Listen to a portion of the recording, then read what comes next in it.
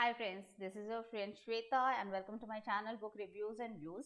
आज हम लोग रिव्यू करने वाले हैं, रेदर देन हम लोग आज डिस्कशन करने वाले हैं एक चैप्टर का इस बुक से, बोस बुक, जिसका मैंने रिसेंटली रिव्यू किया है। तो ये चैप्टर है मैरिज।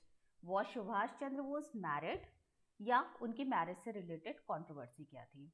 तो इस वीडियो को हम लोग 4 पार्ट्स में डिवाइड करेंगे। पहला, कि सुभाष चंद्र बोस की मैरिज से रिलेटेड कंट्रोवर्सीज क्या क्या थी। दूसरा, उनके प्रूफ्स क्या क्या हैं। थर्ड, कॉन्ट्रोडिक्शंस जो और लोगों ने खड़ी करी या उनके अपने फैमिली मेंबर्स ने, और एक कॉन्ट्रोडिक्टरी स्टेटमेंट जो सुभाष चंद्र बोस ने खुद दी थी और उसके रीजंस क्या क्या थे। लेकिन हाँ, कंक्लूजन आपको खुद ड्रॉ करना है, राइट? तो स्टार्ट करते हैं। अब सुभाष चंद्र बोस की क्या मैरिज हुई थी या नहीं हुई थी? एक कहते हैं कि सुभाष चंद्र बोस की मैरिज हुई थी एमिली शेंकल से, जो एक ऑस्ट्रियन लेडी है, जिससे उनकी एक डॉटर है अनीता। एक कंट्रोवर्सी कहती है जो गुजराती बाई वीकली में निकली थी पोस्ट इंडिपेंडेंस, उसमें कहते हैं कि सुभाष चंद्र बोस का एक 9 ईयर ओल्ड का उस समय बेटा है और उन्होंने एक जर्मन लेडी से शादी करी है। फिर अगेन एक कंट्रोवर्सी नहीं आई, क्योंकि वो आए दिन आती रहती थी, कि एक उर्दू वीकली में आई, वो भी post independence after his death, कि आफ्टर हिज डेथ का मतलब कि जो उस समय क्लेम किया जाता था प्लेन क्रैश में डेथ, जबकि I completely deny this fact. He was alive, very very much alive, जो कि कनंड्रम बुक में बहुत अच्छी तरह मेंशन किया गया है विद प्रूफ, जिसका मैंने रिव्यू करा हुआ है, राइट? हाँ, तो और हम लोग क्या कहते थे कि उर्दू वीकली में भी उनकी एक स्टेटमेंट आई थी कि उनका 8 ईयर ओल्ड का बेटा है। अब इन सब कंट्रोवर्सीज को लेकर शरद चंद्र बोस, जो सुभाष चंद्र बोस के भाई थे, कि इन सबको आप स्ट्रेट अवे डिनाई करिए, देखिए मत, ध्यान मत दीजिए, क्योंकि ये सब आती रहती हैं कि मोस्ट प्रोबेबली इसका रीजन है कि जो उस समय के जो प्रेजेंट लीडर्स थे, वो हमारे नेता को डिफेम करना चाहते थे, उनकी रेपुटेशन और इन सब को, क्योंकि स्टिल सुभाष चंद्र बोस का नाम ही काफी था कौतूहल और मचाने के लिए इनके बीच में, राइट? अब पता करते हैं कि ऐसा क्यों हुआ, ये कंट्रोवर्सीज थी, कोई प्रूफ नहीं था क्या, कहीं पे कुछ एविडेंस कुछ नहीं थे क्या? थे। तो सबसे पहले इसके बारे में पर्दा उठना शुरू होता है 2014 से, जब वेस्ट बंगाल की गवर्नमेंट उनकी कुछ फाइल्स को डीक्लासिफाई करती हैं। फिर अगेन 2015 में सेंट्रल गवर्नमेंट ने कुछ फाइल्स इनकी डीक्लासिफाई करी, और कुछ फाइल्स इनकी नेशनल आर्काइव में है, जिसको आप जब चाहे तब देख सकते हैं। अब इसको इतने टाइम से डीक्लासिफाई क्यों नहीं किया गया था? क्वेश्चन दिमाग में आता होगा, बिल्कुल आता है। हमारे जो ऑथर हैं मिस्टर चंद्रचूड़ घोष, इन्होंने बहुत सारा एफर्ट लेकर ये बोस बुक लिखी है। इन्होंने गवर्नमेंट से रिक्वेस्ट करी कि I want 3 copies of the papers related to Emily and Subhash Chandra Bose marriage, लेकिन गवर्नमेंट ने उसको डिनाई कर दिया, ये कहते हुए कि अंडर सेक्शन 81A ये एडवाइजेबल नहीं होगा कि हम लोग इन फाइल को डिस्क्लोज करें, क्योंकि इनसे पूरी कंट्री में अनरेस्ट हो जाएगा। These files are so sensitive, these information are so sensitive not to be disclosed. ठीक है, फिर बाद में फिलहाल 2015 में ये फाइल डिस्क्लोज होती हैं। तो अब इसमें आता है कि किसको सबसे पहले सुभाष चंद्र बोस की मैरिज के बारे में पता चला। तो यू पीपल आर रॉन्ग। उनके भाई शरद चंद्र बोस को इसके बारे में सबसे पहले, he was not the first person to know about his marriage, it was Jawaharlal Nehru, जब वो डॉक्टर अब्दुल हाफिज अहमद से मिलते हैं और वो उनको बताते हैं कि वो और उनकी वाइफ, डॉक्टर हाफिज और उनकी वाइफ जाते हैं 1940 में यूरोप में। तो वो सुभाष चंद्र बोस और एमली से मिलते हैं, जो ये कहते हैं कि इन लोगों की शादी हुई थी और इन लोग के बहुत अच्छे रिलेशंस थे। तो जब जवाहरलाल नेहरू को ये पता चलता है, तो फिर वो वल्लभ भाई पटेल को बताते हैं, और वल्लभ भाई पटेल से कहते हैं कि वो नाथालाल पारेख को डेप्यूट करे, पता करने के लिए वो एमिली से जाके मिले, और कोई अगर सहायता दी जा सकती है जिसकी उनको जरूरत है तो उनको प्रोवाइड करें। जब जवाहरलाल नेहरू ये वल्लभ भाई पटेल को कहते हैं कि नाथालाल पारेख को डिप्यूट करने के लिए, उसी टाइम वो शरद चंद्र बोस को भी लेटर लिखते हैं और उनको वो टेस्टामेंट वगैरह भी भेजते हैं, जिसमें ये मेंशन है, जिसमें ये डॉक्टर हाफिज भी कह रहे हैं कि ये लोग मैरिड थे, इनके अच्छे रिलेशंस थे। और जबकि बेसिकली बाद में इसको बोला गया कि ये जो टेस्टामेंट भेजे गए थे जवाहरलाल नेहरू ने शरद चंद्र बोस को, ये बेसिकली लेटर था जो सुभाष बोस ने अपने भाई शरद बोस को बंगाली में लिखा था, जिसमें उन्होंने क्लियरली मेंशन किया है कि मैंने शादी कर ली है, मेरी एक डॉटर है और मैं एक इम्पॉर्टेंट मिशन पे जा रहा हूँ, तो मेरे जाने के बाद मेरी डॉटर और मेरी वाइफ का ध्यान रखें और उसी तरह आप लोग प्यार दें जैसे आप बाकी बोस फैमिली और मुझे दिया करते थे। तो ये वाली बात होती है। तब ये चीज़ शरद चंद्र बोस को पता चलती है तो वो इसको मानने से इनकार करते हैं कि भाई भाई मेरा सबसे ज़्यादा मुझ पे विश्वास करता था, तो वो मुझे बताने से पहले किसी और को कैसे बताएगा। और secondly, Nathalal Parekh is not the right person. वो इतने समझदार नहीं हो सकते कि मेरे से अच्छी तरह वो इंक्वायरी कर पाए, वो भी उस मैटर के रिलेटेड जो कि मेरे भाई से डायरेक्टली लिंक होता है। तो अब चलिए भाई, यहाँ तक बात होती है। फिर उसके कुछ टाइम बाद, आफ्टर 8 मंथ्स बाद, उससे पहले उनको एमिली शेंकल का भी लेटर आता है। एमिली शेंकल ने इनफैक्ट उनको 3 बार लेटर लिखा होता है as per the claims.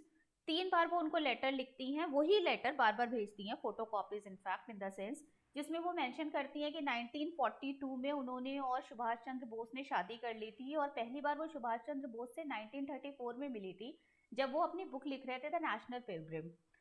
Sorry if I am wrong, the Indian struggle, sorry, the Indian struggle book लिख रहे थे। तो फिर वो उनसे मिली थी एज अ सेक्रेटरी, वो उनके वर्क करती थी।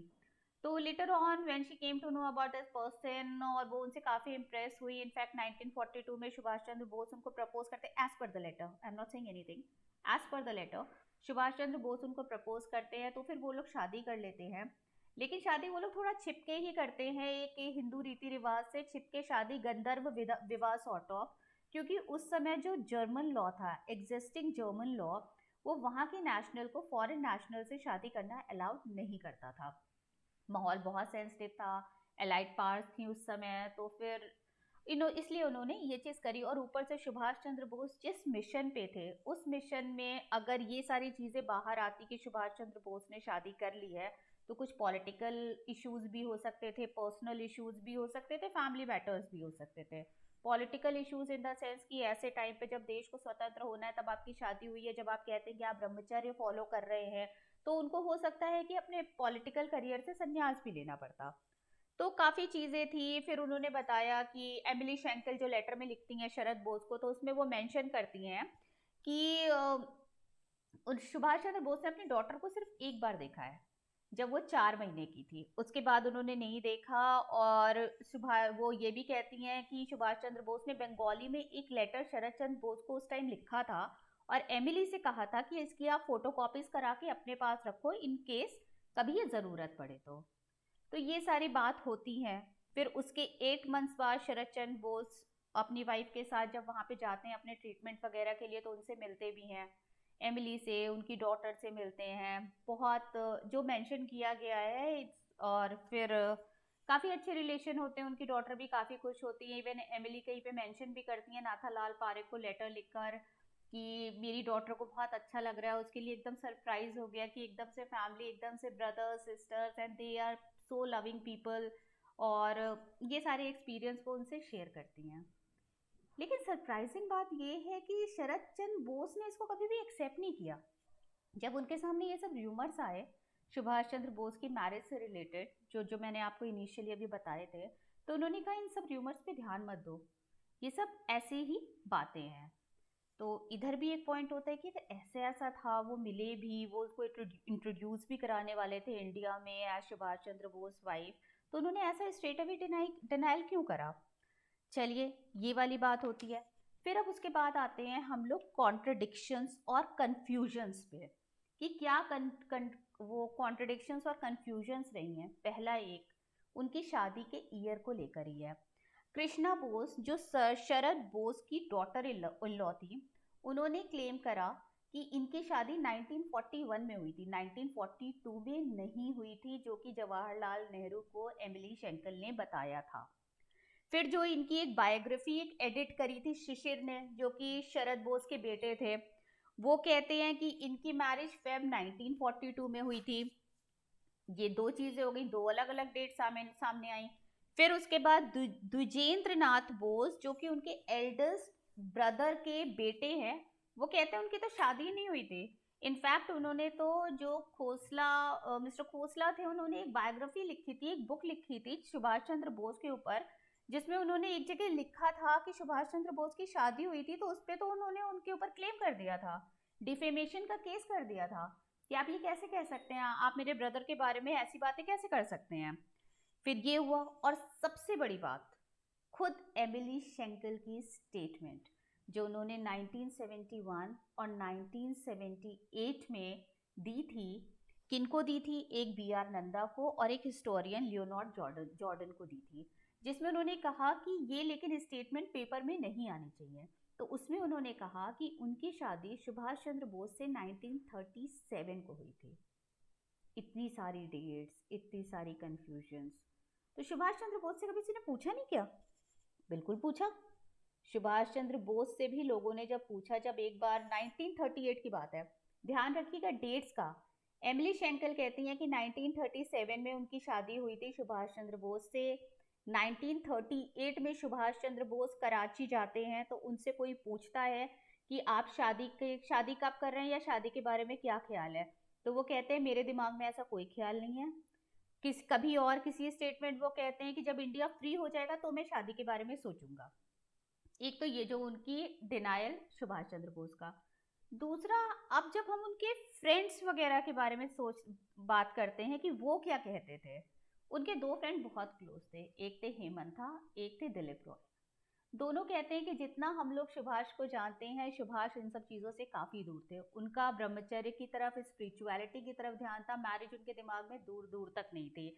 इनफैक्ट अगर मैं बात करूं तो एक बार वो उनकी खुद की स्टेटमेंट में आपको सुनाना चाहूंगी कि I want to give up everything and spend my days in prayers and contemplation, but I must wait till India is liberated.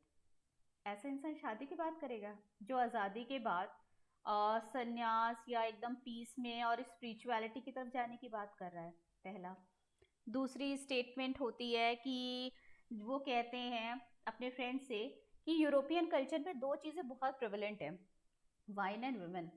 तो जो इंडियन स्टूडेंट्स वहाँ जाते हैं उनको अपने देश को आगे बढ़ाने की तरफ काम करना चाहिए, ना ही कि इन सब टेम्पटेशन की तरफ आकर्षित होना चाहिए।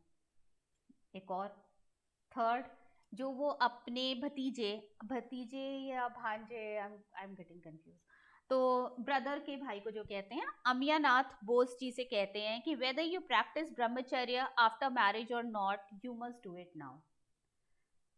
तो भाई स्टिल सारे फैक्ट, सारी चीज मैंने चैप्टर की आपके सामने रखी। कंक्लूजन आपको निकालना है, वॉज नेताजी मैरिड?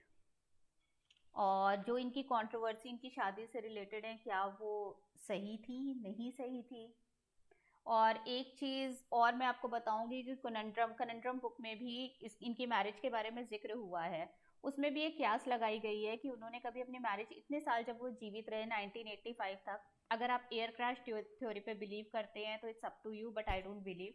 मुझे लगता है वो 1985 तक थे, क्योंकि मैं बहुत ट्रस्ट करती हूँ अनुज धर और चंद्रचूड़ घोष के रिसर्च के ऊपर, क्योंकि उन्होंने सब फैक्ट्स हम लोग के सामने रखे हैं। तो अगर थे तब भी उन्होंने कभी भी उनसे मिलने की कोशिश करी क्यों नहीं, राइट? तो फिर इसलिए अब, और एक चीज़ और मैं आपसे कहना चाहूँगी, एक स्टेटमेंट मैं आपको बताना ही भूल गई कि एक बार सुभाष चंद्र बोस लक्ष्मी सहगल से कहते हैं, अपार्ट फ्रॉम ये सारी बातें जो मैंने आपको बताई कि उन्होंने अपने फ्रेंड्स और अमिया बोस से क्या कहा, वो सुभाष चंद्र बोस लक्ष्मी सहगल से कहते हैं कि I have done something that I don't know whether people in India will be able to understand. What was that? तो प्लीज़ आप इस बुक को पढ़िए। अगर आपको और डिटेल में हमारे नेता को जानना है, सुभाष चंद्र बोस को जानना है, जिन्होंने अपना देश जिन्होंने अपना जीवन हमारे देश के लिए समर्पित कर दिया, तो प्लीज़ इनको पढ़िए, इनको जानिए और अपने आप को धन्य समझिए। Thank you so much. अगर आपको मेरी वीडियो पसंद आती है तो चैनल को सब्सक्राइब करिए। Thank you so much. और लोगों तक ये शेयर करके पहुंचाइए। लोगों को पता होना चाहिए, मैं अपने लिए नहीं कह रही हूँ, लोगों को पता होना चाहिए हमारे सुभाष चंद्र बोस के बारे में, हमारे राष्ट्रपिता के बारे में। Thank you so much. Bye bye.